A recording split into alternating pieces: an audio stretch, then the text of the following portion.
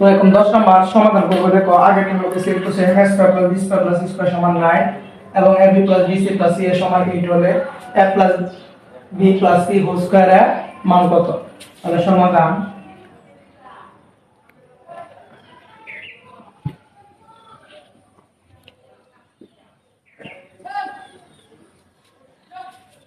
দেওয়া আছে a square plus b square plus c square সমান 9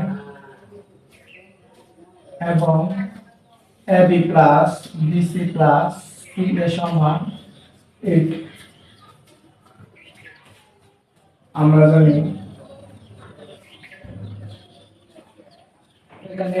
জানি a plus b plus c whole square সমান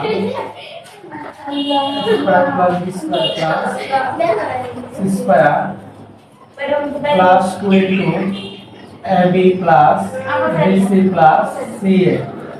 তো এখানে a square plus b square plus c square সমান এখানে আসবে কত 9 plus 2 into ab plus bc plus c এর মান কত আছে 8। 9 প্লাস আর দুগুণ কত 16। তাহলে 16 আর 9 যোগ করলে কত হয় 25। এটা হচ্ছে উত্তর।